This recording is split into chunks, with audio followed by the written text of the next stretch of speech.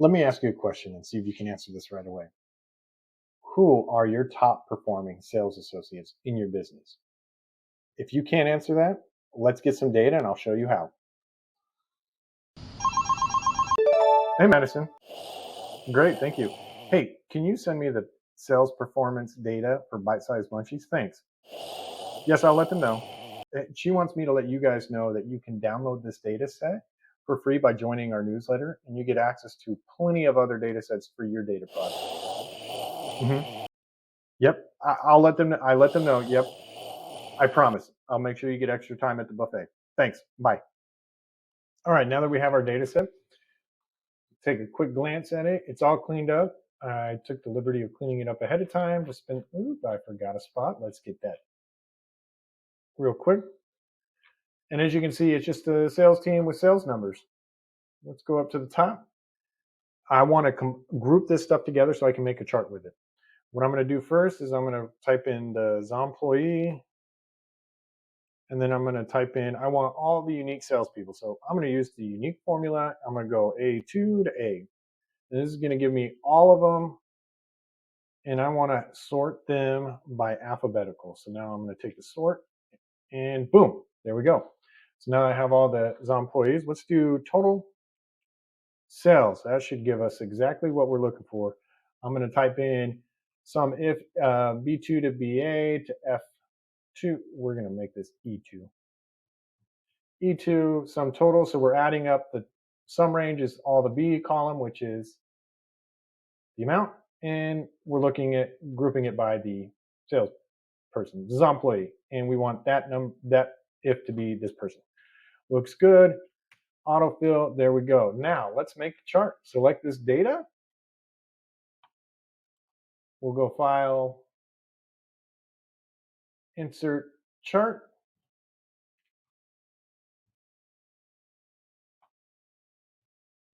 And as we wait, we just want the bar chart. So we're going to stick with the combo chart. There we go. And we'll make sure it's the range. The employees on the, we're going to aggregate it because we want to sum totals. And then we're going to kind of change a few things. There we go. The title. And let's shrink this down so we can see it better. We'll open this, move to its own sheet, and boom, there we go. We have a lovely chart that shows our salesperson. And this would be perfect to send off. We can see exactly how well they're doing.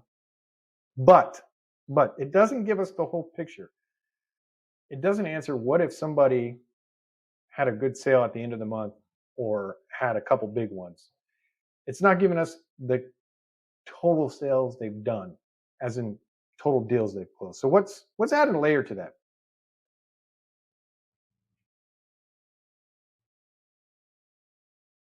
All right, we're going to go back to the data set.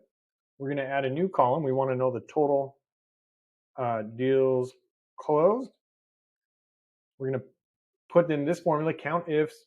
We're counting all the totals based on what they equal to. So by the employee name, hit enter. We'll drag that down, hit enter. Now we have the totals. We're going to select the data, insert a new chart.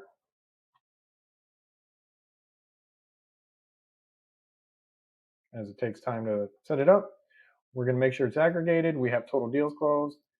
We do have to set something up because you can't see the total deals closed over there. So we're going to go to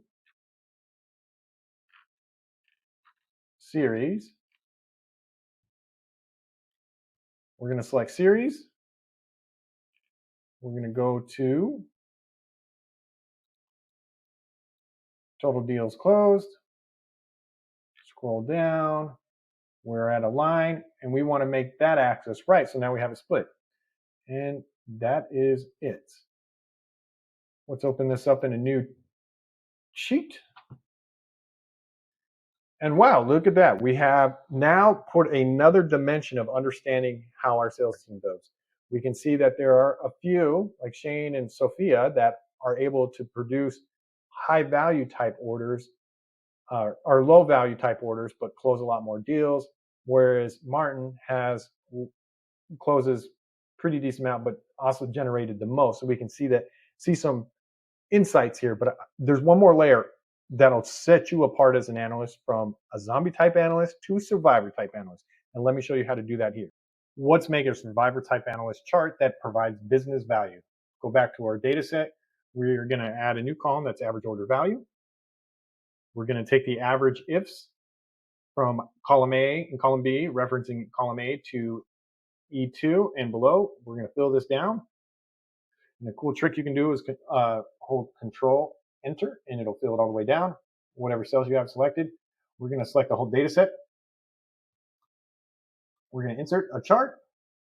And then we're not going to use the combo chart. We're going to use a better chart that can measure 3 metrics at once and give us a great view of exactly the whole picture of what's going on with our sales team. So we're going to scroll down. We're going to pick the bubble chart in Google Sheets, but this can be called a scatter plot, a bubble chart, depending on which platform you use. We're going to leave the ID as the employees. We're not going to aggregate it. I want the x-axis to be total deals closed, y to be the total sales, average order value, and we're going to make these employees the series. Remove the ID so we can have a blank bubble. We'll go to customize because we can't see that top bubble. So let's go to the vertical axis, tweak that a bit. As we scroll down, we are looking for the max line. My mouse is a little iffy. We're going to put in 2 million. There we go. Now we're cooking with fire. Let's change the name of this employee to total deals closed. We're going to go back to the horizontal, not to the horizontal, to the vertical. We're going to give that total sales.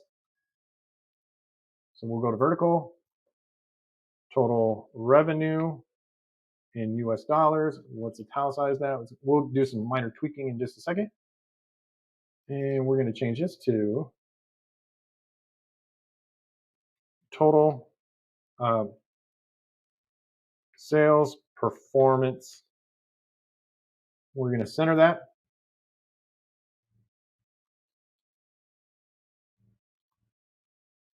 We'll center it. We're going to scroll down, and then we're going to go to the legend. I want the legend at the top so it's easier to read. And then we're going to make one more tweak to make this even easier to read. We're going to go to the bubble option. We're going to come down to the opacity. We're going to change that to 40. Border color, we're going to make black so it pops. And there we have it. We now have a chart that is survival type analyst chart. Let's publish this to a new sheet and let's take a look at it. Okay, let's look at this chart a little bit and see what kind of insights we can find that are way better than the previous ones. From here, I can tell you right now that the Shane Walsh is underperforming a lot. We can easily see because he has a small bubble compared to his peers in that type of area. His average sales deal is very small compared to Zeus and Sophia. They have much larger. Zeus is crushing it. He's got competing at average order values of those in the higher deal closing. So once he starts closing more deals, more increased revenue. This is Cindy in the black dot right here in the center purple. This one's interesting because it looks like that she's kind of stagnated, and then we have a low average order values of Zed needs to go higher so he can be up there tied with Martin, but we need to expand that. So this, I would probably see what he's doing wrong. I would see what Cindy's doing wrong, and definitely what Shane's doing, but Zeus has potential to grow. And there you have it.